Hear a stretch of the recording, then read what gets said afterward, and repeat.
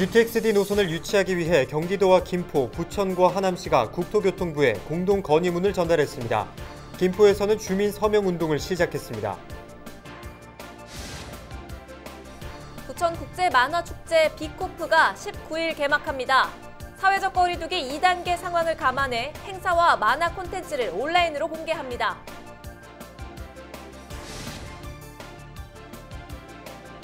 올해는 추석을 앞두고 코로나19로 지역 간 이동을 자제하는 상황인데요. 벌초도 대행 서비스를 이용하는 경우가 늘고 있습니다. 지난 1월 새들이 투명 방음벽에 부딪혀 죽고 있는 모습을 전해드렸는데요.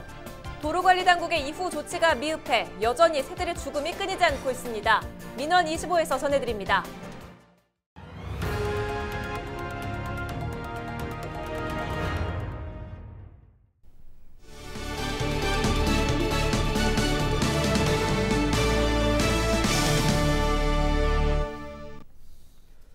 여러분 안녕하십니까? 헬로티비 뉴스입니다.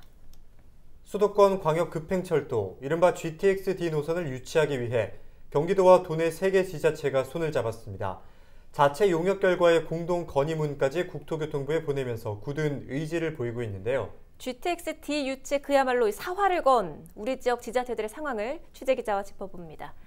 이세진 기자, 먼저 이 경기도와 3개의 지자체가 서명했던 이 공동 건의문부터 좀 살펴보죠. 어떤 내용인가요? 네, 지난 16일이었죠. 경기도와 부천시 그리고 김포시와 하남시 관계자 각 지역구 국회의원이 한자리에 모인 가운데 공동 건의문 서명식이 있었습니다.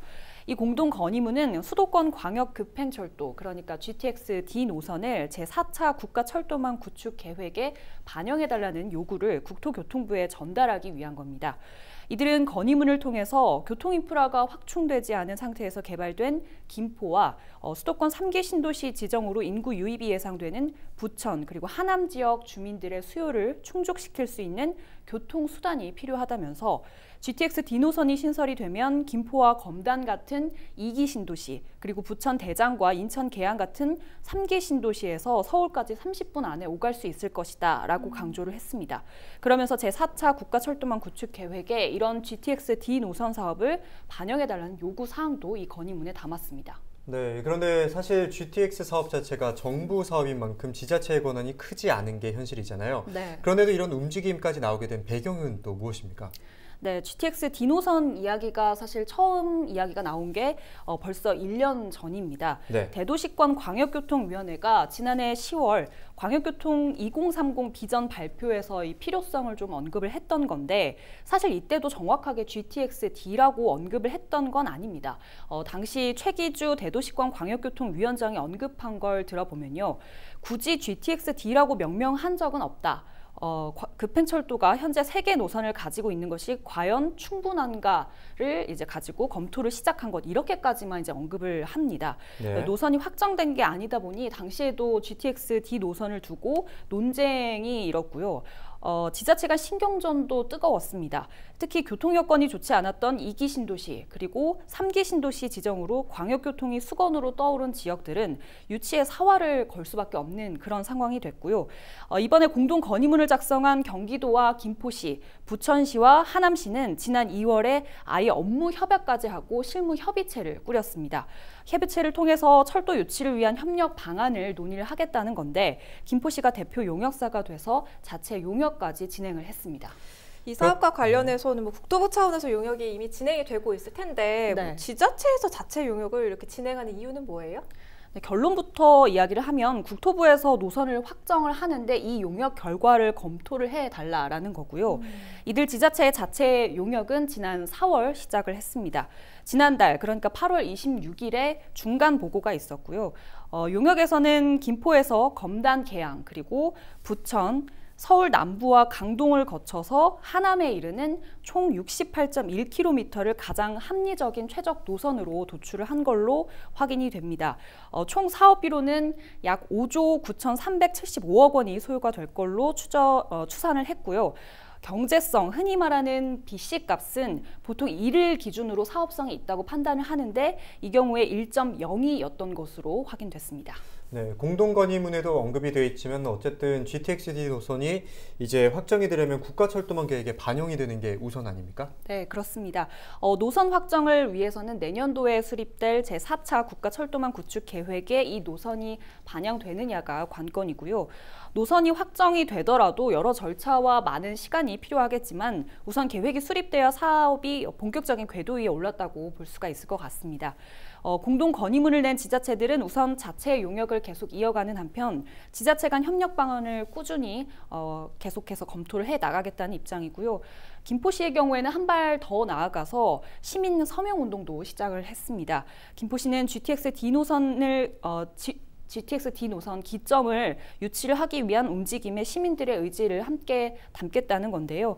서명부는 국토교통부에 전달을 하겠다라는 입장입니다. 서명은 김포시 홈페이지에서 참여를 할 수 있습니다. 여기까지 듣겠습니다. 이세진 기자였습니다.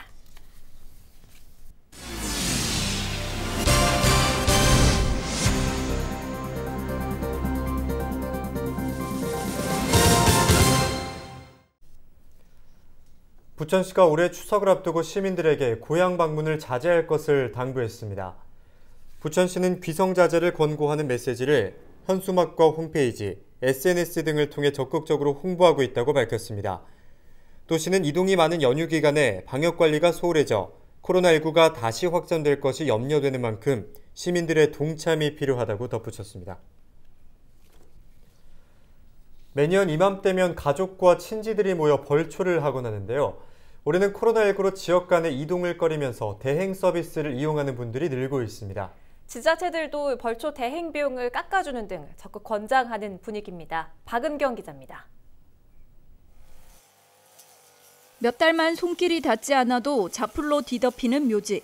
능숙한 솜씨로 풀을 베어내고 주변도 말끔히 정리합니다. 작업이 끝난 봉부는 사진으로 찍어 전송합니다. 조상묘를 관리하기 어려운 자손들을 위한 벌초 대행 서비스입니다. 예전에는 전부 다 자기들 개인적으로 많이 하고 그러니까 그냥 올라오면 서울서 오면 한 상, 두 상 보고 오면 잘 경기가 안 나와요. 요즘은 거기 한 8만 원씩 주고 그러면 자기들 놨다 얘기라 그래 많이 나옵니다. 산림조합에 따르면 벌초 대행 서비스 이용자는 해마다 늘어 최근 5년 사이에만 2배 가까이 급증했습니다.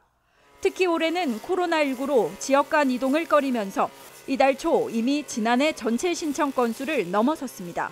하루에 많을 때 한 15기까지 들어오고 상황이고요. 그래서 추석 이후에도 작업이 될 수 있다, 추석까지 안 될 수 있다라고 안내를 해드리면은 올해 같은 경우 안 모이다 보니까 그냥 추석 이후에도 그냥 해달라 이런 분들이 이제. 지자체들도 올해만큼은 벌초 대행을 권하고 있습니다. 대행 업체들과 협약을 맺어 비용을 깎아주는가 하면 아예 벌초 대행 추진단을 직접 꾸린 곳도 있습니다. 추석을 맞이하여 벌초를 위한 가족 친지들의 모임이 자칫 코로나19 재확산의 계기가 되는 것을 막고자 시행하게 되었습니다. 농협, 산림조합 등 흩어져 있는 벌초 대행 접수 창구를 일원화하여 코로나19 확산으로 마냥 달갑지만은 않은 추석 연휴. 유례없는 감염병 사태에 민족 고유의 벌초 풍습도 바뀌고 있습니다. 헬로티비 뉴스 박은경입니다. 부천의 한 오피스텔에서 성매매 영업으로 부당이득 100억 원을 챙긴 일당이 경찰에 붙잡혔습니다. 부천 원미경찰서는 17일 성매매 알성 등 행위의 처벌에 관한 법률 위반 혐의로 34살 A씨 등 2명을 구속하고 37살 B씨 등 4명을 불구속 입건했다고 밝혔습니다. 이들은 지난 2016년 초부터 최근까지 부천의 한 오피스텔에서 성매매 알선 등을 영업해 110억 원의 이득을 챙긴 혐의를 받고 있습니다. 특히 구속된 A씨 등은 손님 모집 단계에서부터 경찰의 동선을 파악하는 등 단속을 피해온 것으로 드러났습니다. 경찰은 관련된 성매매 여성은 200여 명, 성매수자들은 1000여 명에 달할 것으로 파악하고 있는 가운데 관계자들을 추가로 입건해 수사한다는 방침입니다.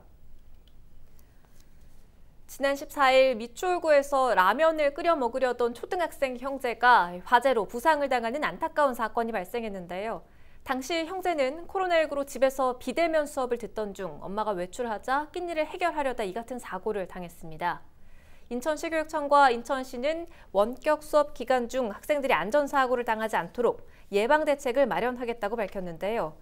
시교육청은 유치원과 초등학교의 돌봄 서비스 운영을 활성화하고 교육복지 우선 지원 사업과 연계해 취약계층 학생 지원을 강화할 예정입니다.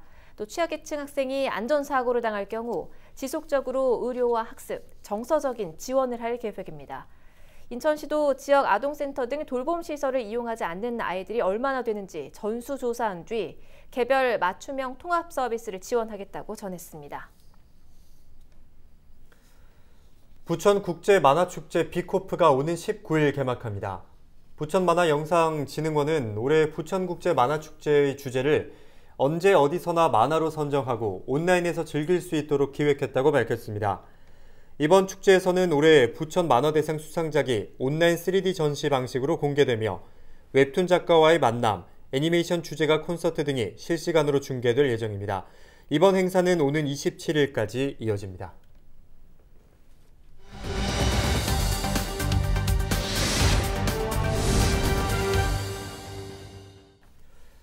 지역의 민원 현장을 찾아가는 민원 25시간입니다.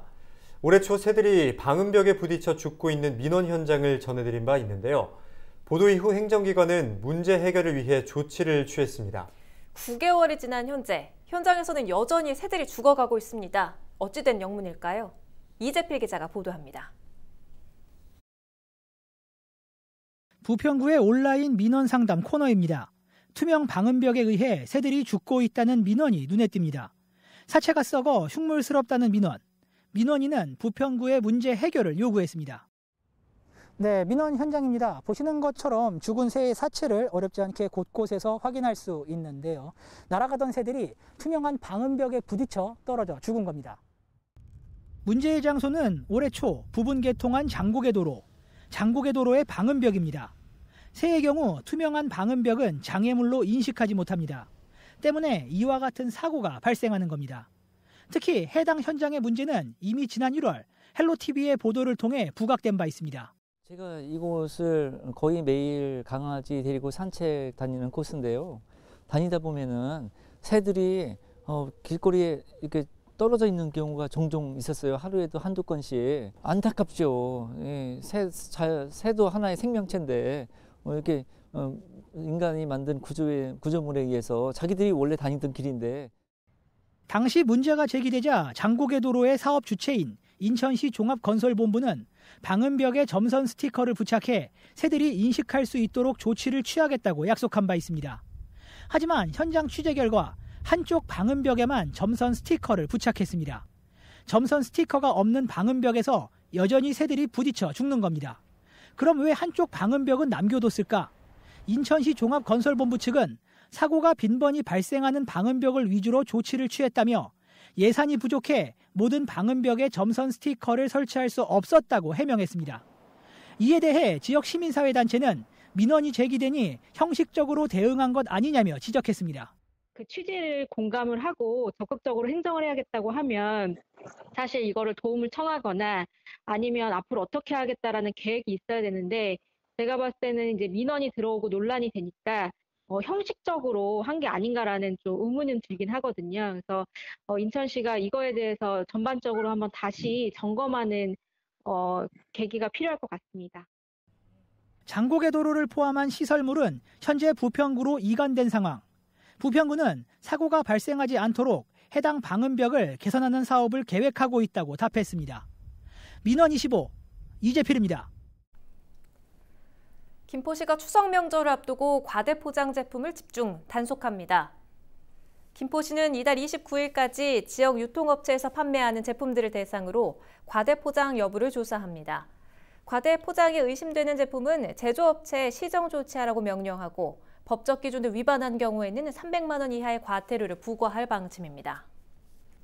코로나19 여파로 문을 닫았던 김포 민속 5일장이 다음 주 다시 문을 엽니다.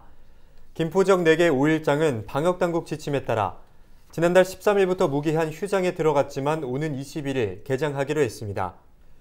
김포시는 휴장 기간이 길어지면서 상인들의 피해가 컸던 데다 추석 명절이 얼마 남지 않은 시점이어서 5일장 재개장을 결정했다고 밝혔습니다. 다만 시장 안에서는 철저히 방역수칙을 지켜야 하며 음식물을 먹는 행위도 금지됩니다.